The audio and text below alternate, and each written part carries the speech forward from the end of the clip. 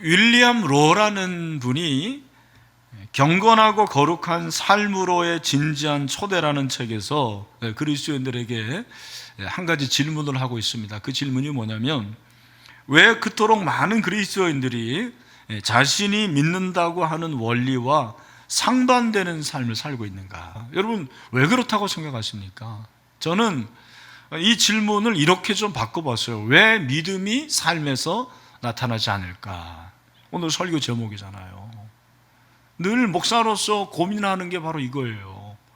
왜 그렇게 믿음을 강조하고 신앙을 얘기하는데 성도들은 믿음 따라 살지 않을까? 이게 참 고민이 아닐 수가 없습니다. 데살로니가 교회는 경건한 자들, 또 정말 하나님의 말씀대로 살아가는 믿음의 사람들이 많았던 건강한 교회였습니다. 같이 한번 살펴보겠습니다.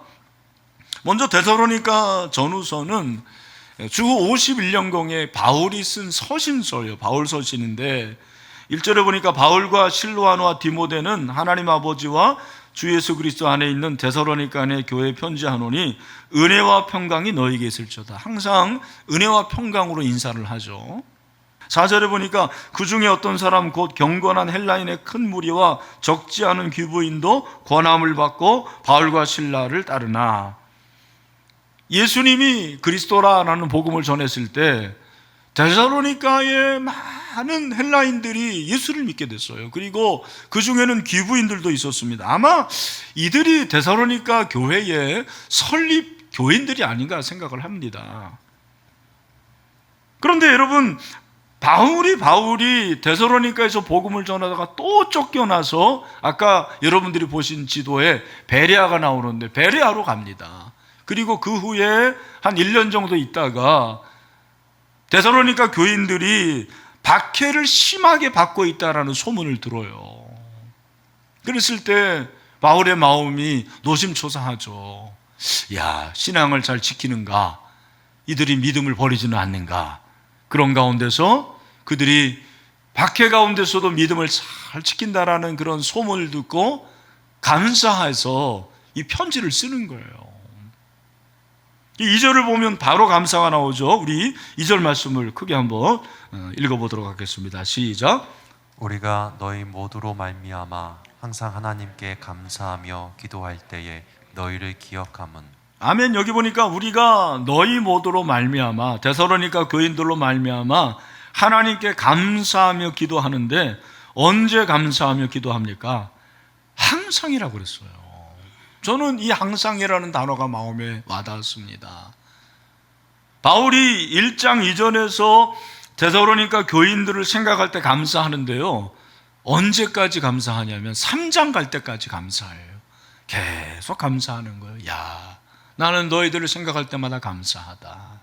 너희들이 이 환난과 박해 가운데서도 믿음을 잘 지키는 게 나는 너무 감사하다. 한번 생각해 봤어요. 내가 우리 신일교회 담임 목사로서 신일교회를 생각할 때 이렇게 늘 감사하는가? 또 우리 주님이 신일교회를 볼 때, 야, 신일교회 너희들 생각할 때 정말 나는 좋다, 감사하다라는 말씀을 하실까? 데살로니가 교인들은 바울로 하여금 늘 감사하게 하는 사람들이었습니다. 그렇게 좋은 교회였다라는 거죠. 왜 감사했느냐? 감사 이유가 뭐냐? 그 이유가 바로 3절에 나오는 거예요. 우리 3절 말씀이 오늘 본문의 핵심 구절입니다. 오늘 설교의 핵심 구절인데 여러분 꼭 기억하면 좋겠습니다. 우리 다 같이 한번 크게 읽겠습니다. 시작. 너희의 믿음의 역사와 사랑의 수고와 우리 주 예수 그리스도에 대한 소망의 인내를 우리 하나님 아버지 앞에서 끊임없이 기억함이니. 아멘. 여러분 무슨 말입니까? 데살로니가 교인들에게는 바울이 그렇게 강조한 3가지 덕목이 늘 있었다라는 거예요. 그 3가지 덕목이 뭐예요? 믿음과 소망과 사랑이죠. 순서는 좀 다를지 모르지만 믿음과 소망과 사랑, 신망애가 늘 있었어요. 여러분, 믿음과 사랑과 소망이라고 그랬는데 우리가 오늘 말씀을 잘 보면 믿음, 소망, 사랑으로 끝나지 않고 하나씩 붙었어요. 단어가 하나씩 붙었습니다. 뭡니까? 믿음에는 뭐가 붙었죠? 믿음의 역사. 사랑에는 뭐예요? 수고. 그리고 소망은 뭐예요? 인내. 이렇게 믿음의 역사와 사랑의 수고와 소망의 인내가 그들 가운데서 날마다 나타났다고 그렇게 말씀을 하고 있는 것입니다. 아, 그렇구나. 되도록이니까 교인들에게는 믿음, 소망, 사랑이 그냥 말로만이 아닌, 이론만이 아닌 삶으로 실제로 드러났는데, 그 실제가 뭐냐면 바로 역사와 수고와 그렇게 인내다라고 말씀을 하고 있는 거죠. 저는 이 본문을 보면서 아, 그렇구나. 되도록이니까 교인들의 신앙은 그들의 그 믿음이 뭐로 나타나는 거예요? 삶으로 실제로 나타나는구나. 그들의 신앙이 생활로 드러나는 거죠. 그게 바로 신앙생활이죠. 그들의 믿음이 바로 삶으로 나타나는 믿음이었다라는 것을 저는 오늘 본문에서 발견을 할 수가 있었습니다. 바울은 골로새서 3장 23절에서 중요한 말씀을 하죠. 무슨 일을 하든지 마음을 다하여 죽게 하듯 하고 사람에게 하듯 하지만, 우리 다 같이 한번 큰 소리로 읽도록 하겠습니다. 시작. 무슨 일을 하든지 마음을 다하여 죽게 하듯 하고 사람에게 하듯 하지 말라. 아멘. 무슨 일을 하든지 누구에게 하듯 하래요? 주님께. 여러분, 우리의 일상이 예배가 될 줄로 믿습니다. 그게 믿음의 역사예요. 사랑의 수고, 같은 맥락이죠. 여기 수고는 희생과 헌신을 말합니다. 주님을 위해서 희생하고 헌신하는데 그 원동력이 뭐냐면 사랑이에요. 사랑. 마지못해서 하는 게 아니에요. 주님 사랑하니까 헌신하고 주님 사랑하는 마음으로 봉사하고 희생했습니다. 우리는 어떻습니까? 내가 과연 목사로서 희생하고 헌신하는데 사랑으로 하는가? 그냥 책임감으로 의무로 하고 있지는 않은가 돌아보게 됩니다. 우리 사랑하는 목자들이요, 영혼을 사랑하는 마음으로 목자 역할을 감당하십니까? 지금도 우리 교사들 다음 세대 그 학생들을 가르치고 있는데 얼마나 수고합니까? 우리 교사들 정말 주님 사랑하는 마음으로 학생들을 가르치고 있습니까? 사랑으로 기인한 수고. 테살로니가 교인들이 그랬다라는 거죠. 삶에서 그 수고가 드러났어요. 그들은 소망의 인내를 가졌습니다. 이 인내라는 것은 참고 견디는 거예요. 견디는 거. 우리 최 목사님 한번 믿음은 버티는 것이라고 그랬는데 그게 인내죠. 인내. 그게 버티는 것입니다. 저는 고난 가운데서 있는 성도들 기억합니다. 아마 병상에서 지금 이 예배를 드리는 분들이 있을 거예요. 소망으로 고난을 넉넉히 이겨나갈 수 있게 되기를 주님의 이름으로 축복합니다. 코로나19 여러분 오래 지속되지 않습니까? 언제나 끝날까? 절망할 때가 종종 있어요. 그러나 여러분, 우리가 소망으로 주님 바라볼 때 이 코로나19도 반드시 종식되는 그날이 오게 될 줄로 믿습니다. 그래서 계속 소망을 가지세요. 소망을 따라합시다. 소망을 가집시다. 절망하지 마세요.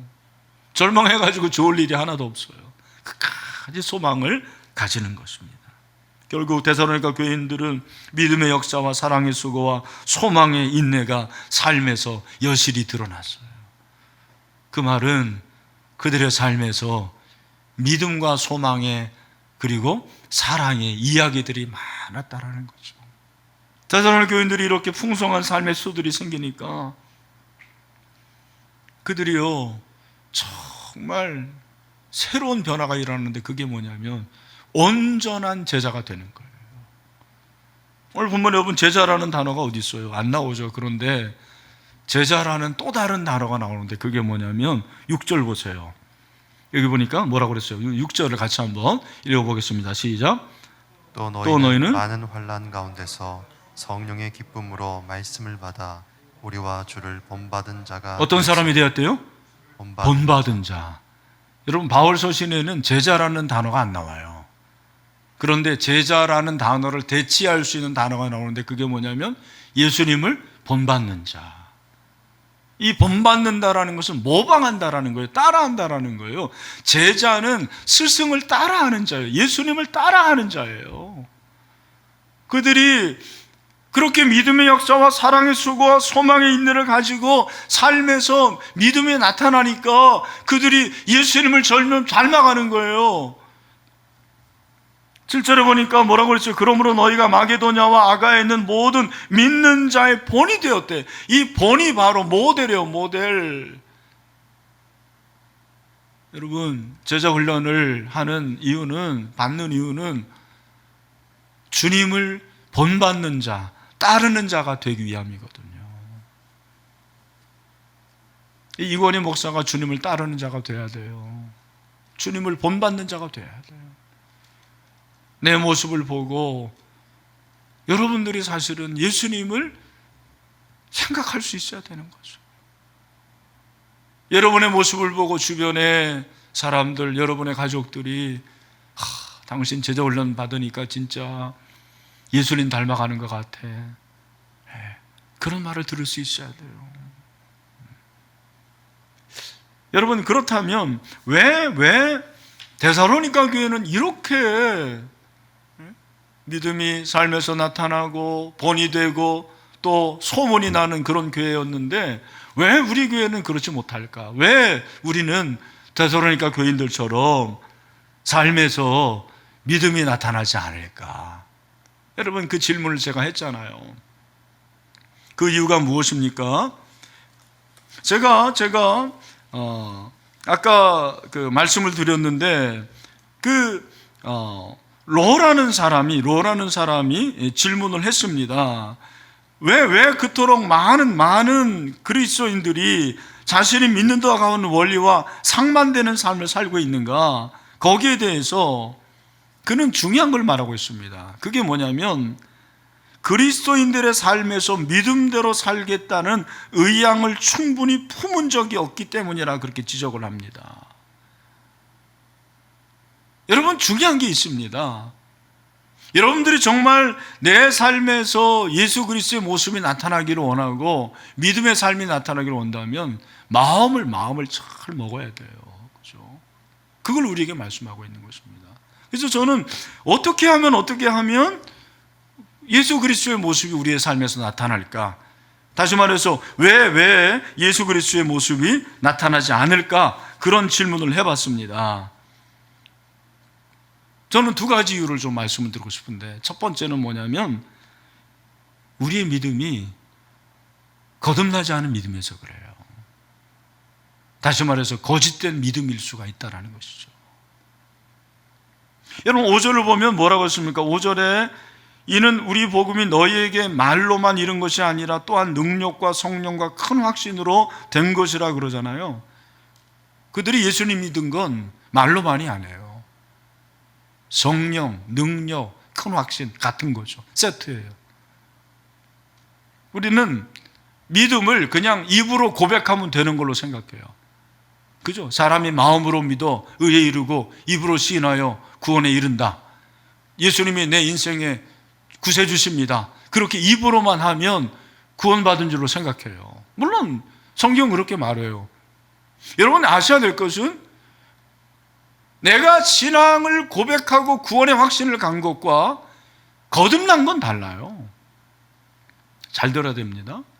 여러분이 내가 구원의 확신을 고백하는 거하고 내가 거듭나고 중생하는 건 다르다니까요. 내가 신앙을 고백해도 중생받지 못한 사람들이 분명히 있습니다. 어떻게 알아요? 삶을 보면 안다라는 거예요. 여러분, 니고데모가 예수님을 만났는데 예수님이 뭐라고 말씀하시죠? 너 물과 성령으로 거듭나지 않으면 하나님 나라에 갈 수가 없어. 여러분, 위로부터 태어나는 거가 중생이잖아요. 우리는 처음 태어나는 것은 아래로 엄마의 자궁에서 태어나는 거예요. 그런데 예수님을 믿으면 성령이 내 안에 임하는데 그게 거듭남의 중생의 born again입니다. 제가 한번 물어보겠습니다. 여러분 한번 진짜 대답해 보세요. 가정에 있는 분들도. 여러분 거듭나셨습니까? 네. 거듭나셨어요? 네, 거듭났어요. 그럼 어떻게 알아요? 거듭난지 어떻게 알 수 있냐면 내 삶의 믿음의 역사들이 나타나는 거예요. 변화가 나타나는 거예요. 그게 바로 그게 거듭남이에요. 마치 바람이 보이지 않지만 바람이 신비로운 건데 바람의 역사가 나타나잖아요. 마찬가지로 우리가 거듭났다라는 것은 그런 변화가 있는 거예요. 언어의 변화입니다. 생각의 변화입니다. 삶의 변화입니다. 이런 변화가 일어나야 되는 것이죠. 오늘날 교회 안에 중생받지 못한 교인들이 많아요. 종교인들이 많아요. 자기 입술로는, 말로는 예수님을 고백할지 모르지만 삶에서는 그 예수 그리스도가 내 주인이 되지 않는 거예요. 주님의 통치를 받고 주님의 다스림을 받고 늘 주님 안에 거하는 그 사람이 진짜 제자거든요. 그 사람이 거듭난 사람이거든요. 왜 우리가 믿음이 삶에서 나타나지 않는가? 내 믿음을 점검해야 돼요. 내가 정말 거듭난 사람인가? 저는 우리 신일교회 모든 성도들 한 사람도 예외 없이 거듭난 그리스도인이 될 수 있게 되기를 주님의 이름으로 축원합니다. 또 한 가지, 왜 우리의 삶에서 믿음이 나타나지 않는가? 다른 것이 아닙니다. 믿음에 대한 자발적인 그러한 의지가 없는 거예요. 의지가 부족하다라는 것입니다. 믿음대로 살겠다라는 의지가 부족한 거예요. 여러분, 오늘 본문에 보면 9절과 10절에서 그 데살로니가 교인들의 모습이 어떻게 변했는지를, 어떤 모습인지를 적나라하게 드러내줘요.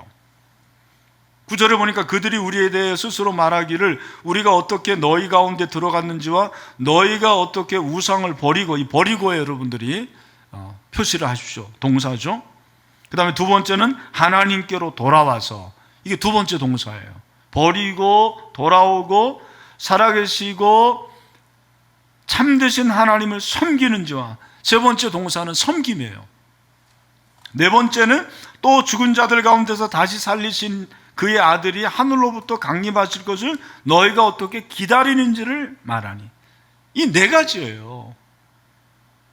그러니까 내 삶의 믿음이 드러나는 것을 어떻게 알 수 있냐면, 내가 죄에서 우상에서 과연 돌아왔는지, 우상을 버렸는지, 회개하고 돌아왔는지, 하나님을 섬기는지, 예수 그리스도의 재림을 기다리는지, 이게 뭐예요? 다 실천이죠. 실천. 이것은 다른 것이 아니고 순종이에요. 왜 우리가 삶 속에서 믿음이 드러나지 않는가? 다시 한번 말씀드리면, 그리스도인이 삶에서 믿음대로 살겠다는 의향을 충분히 가진 적이 없다라는 거예요. 이 의향이 뭐예요? 의향이라는 것이 바로 의도예요. 의도. 여러분, 제가 한번 물어볼게요. 정말 삶 속에서 내가 믿음대로 살겠다라는 그런 강한 의도를 가지고 살아본 적이 있습니까? 그게 없는 거예요. 그 간절함이 없는 거예요. 그러니까 믿음이 삶에서 나타나지를 않습니다.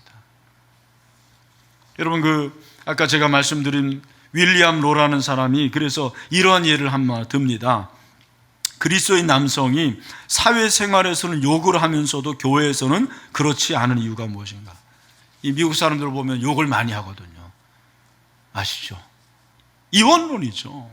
왜 그렇게 되느냐? 그 이유가 뭐냐? 그 이유를 이렇게 설명합니다. 남성들이 모든 행위에서 하나님을 기쁘시게 해서 하는 의향이 많지 않다라는 거예요. 의지가 없는 것입니다. 오늘 우리가 하나님을 예배할 때도 하나님을 온전히 섬기고 예배하겠다는 그런 의지가 부족하면 이 예배가 은혜가 되지 않아요. 여러분의 삶도 마찬가지입니다. 믿음은 지식이 아니고 감정도 아니고 의지입니다. 의지. 말씀대로 살아내겠다라는 그런 의지적 순종, 그게 제자도죠. 그 훈련을 하는 것이 제자 훈련입니다. 그런데 우리에게 이런 의지적 순종이 부족한 거예요. 분투하는 영성이 부족한 것입니다. 성령이 아무리 내 안에 역사해도 내가 의지를 갖추지 않으면 믿음이 삶에서 드러나지 않아요. 오늘 이 예배를 들고 있는 사랑하는 형제자매 여러분, 한 주일 동안 정말 내가 믿음대로 살겠습니다, 그런 의지를 가지고 말씀대로 순종할 때 저는 여러분의 삶에서 반드시 기적이, 변화가 일어나게 될 줄로 믿습니다. 그걸 여러분들이 체험하셔야 돼요. 2006년 아프리카 서부 코트디부아르 만딩고족에게 선교를 하던 캐롤라인 핑키 선교사가 선교를 하는데 그 마을에 미리암이라는 자매가 있었어요. 이 자매는 늘 집안 마당에 앉아 있는 거예요. 그래서 왜 그런가 그랬더니 이 자매가 안진뱅이였던 거예요. 그래서 선교사님이 그 자매에게 가가지고 내가 너에게 복음을 전해도 되겠냐? 괜찮다 그래서 복음을 전하고 기도를 해주고 매주 찾아가서 기도를 해줬어요. 근데 기도를 해주고 집에 올 때마다 어떤 약간 아쉬움이 뭐냐면 그 자매를 위해서 기도하면서 예수의 이름으로 일어나 걸으라 그렇게 한번 하고 싶은데 믿음이 없는 거예요.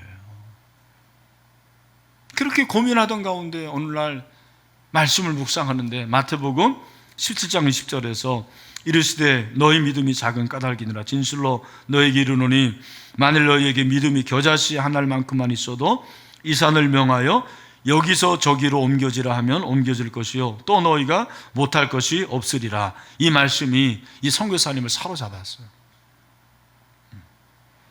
그래서 내가 이제 며칠 후에 미리암한테 가가지고 진짜 말씀대로 한번 일으켜야 되겠다 그렇게 생각하고 며칠 후에 그 집을 갔어요. 근데 세상에 놀라운 일이 일어난 거예요. 그 집에 들어가려고 그러는데 마당에서 미리암이 걸어 나오는 거예요.